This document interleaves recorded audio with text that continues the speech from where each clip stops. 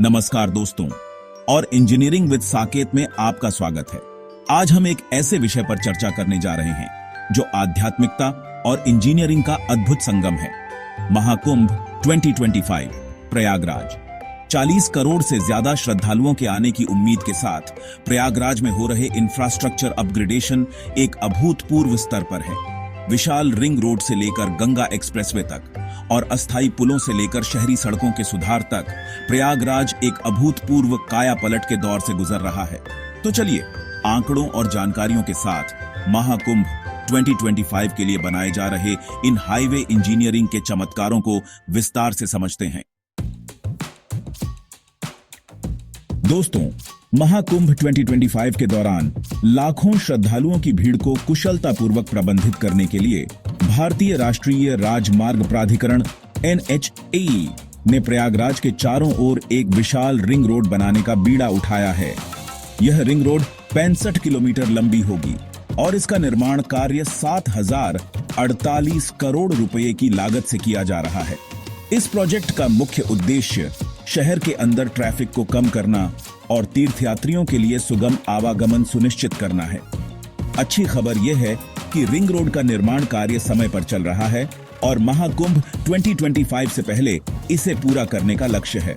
इस ring road के बनने से न केवल शहर के अंदर ट्रैफिक जाम से मुक्ति मिलेगी, बल्कि प्रमुख तीर्थ स्थलों तक भी आसानी से पहुंचा जा सकेगा।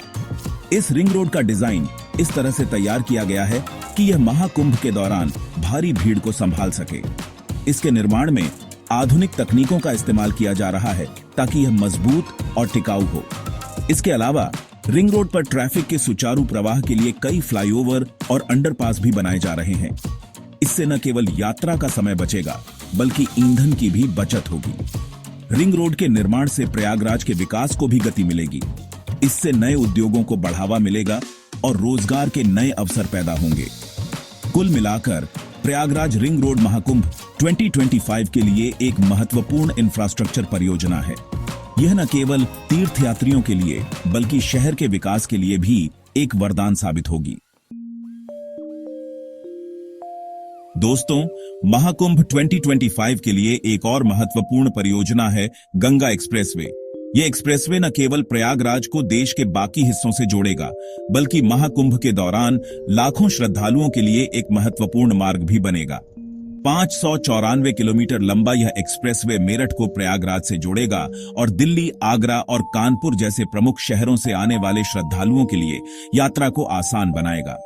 गंगा एक्सप्रेसवे को 12 अलग अलग निर्माण पैकेजों में बांटा गया है और इसका निर्माण कार्य तेजी से चल रहा है। महाकुंभ 2025 से पहले इसे पूरा करने का लक्ष्य रखा गया है। इस एक्सप्रेसवे के बनने से दिल्ली से प्रयागराज की यात्रा में लगने वाला समय काफी कम हो जाएगा। इससे न केवल श्रद्धालुओं को सुविधा होगी, बल्कि व्यापार और पर्यटन को भी बढ़ावा मिलेगा। गंगा एक्सप्रेसवे के निर्माण में आधुनिक तकनीकों का इस्तेमाल किया जा रहा है। यह एक्सप्रेसवे 6 लेन का होगा और भविष्य में इसे 8 लेन तक बढ़ाया जा सकेगा। इस एक्सप्रेसवे के किनारे कई सुविधाएं भी विकसित की जाएंगी, जैसे कि पेट्रोल पंप, रेस्टोरेंट और ट्रामा सेंटर। इससे यात्रियों को लंबी यात्रा के दौरान किसी भी तरह की परेशानी का सामना नहीं करना पड़ेगा। गंगा एक्सप्रेसवे के निर्माण से उत्तर प्रदेश के विकास को भी गति मिलेगी। इससे नए उद्योगों को बढ़ावा मिलेगा और रोजगार के नए अवसर पैदा होंगे। कुल मिलाकर गंगा एक्सप्रेसवे महाकुंभ 2025 के लिए एक महत्वपूर्ण इंफ्रास्ट्रक्चर परियोजना है। यह न केवल तीर्थयात्रियों के लिए बल्कि पूरे उत्तर प्रदेश के विकास के लिए भी एक वरदान साबित होगा। चैप्टर 3, सड़कों का चौड़ीकरण और बाईपास। सुगम यात्रा के लिए प्रयास। महाकुंभ 2025 के लिए प्रशासन ने सड़कों के चौड़ीकरण और बाईपास निर्माण पर ध्यान दिया है। रायबरेली प्रयागराज राजमार्ग के 63.17 किलोमीटर हिस्से को चौड़ा किया जा रहा है। इस प्रोजेक्ट की लागत 3,200 करोड़ रुपए है। NH 19 और NH 30 पर बाईपास का निर्माण हो रहा है। इससे यातायात को शहर के बाहर डाइवर्ट किया जा सकेगा।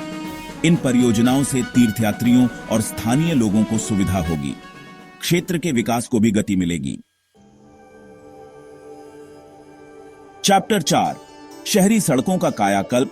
प्रयागराज की नई तस्वीर। दोस्तों, महाकुंभ 2025 के लिए प्रयागराज शहर की तस्वीर बदलने के लिए व्यापक स्तर पर काम चल रहा है। शहर की 200 से ज्यादा सड़कों को फिर से बनाया जा रहा है, चौड़ा किया जा रहा है और सुंदर बनाया जा रहा है। इसमें सिविल लाइंस, संगम क्षेत्र और मुख्य तीर्थ मार्गों पर विशेष ध्यान दिया जा रहा है। इन सड़कों को न केवल चौड़ा किया जा रहा है, बल्कि इन्हें और भी सुंदर बनाने के लिए फुटपाथ, ग्रीन कॉरिडोर और स्ट्रीट लाइट भी लगाई जा रही है। इसके अलावा शहर में स्मार्ट ट्रैफिक मैनेजमेंट सिस्टम भी लागू किया जा रहा है। इसके तहत LED signage, automated traffic light और सीसीटीवी कैमरे लगाए जा रहे हैं। इन सभी उपायों का उद्देश्य महाकुंभ के दौरान आने वाले लाखों श्रद्धालुओं को एक सुगम और सुरक्षित यात्रा अनुभव प्रदान करना है। शहर की सड़कों के कायाकल्प से न केवल तीर्थयात्रियों को सुविधा होगी, बल्कि स्थानीय लोगों को भी रोजमर्रा की जिंदगी में आवागमन में आसानी होगी। इसके अलावा इन परियोजनाओं से शहर की सुंदरता में भी वृद्धि होगी और पर्यटन को बढ़ावा मिलेगा। शहर की सड़कों के कायाकल्प में आधुनिक तकनीकों और उच्च गुणवत्ता वाली सामग्री का इस्तेमाल किया जा रहा है। इससे यह सुनिश्चित किया जा रहा है कि ये सड़कें मजबूत और टिकाऊ हों और आने वाले कई सालों तक लोगों की सेवा कर सकें। कुल मिलाकर शहरी सड़कों का कायाकल्प महाकुंभ 2025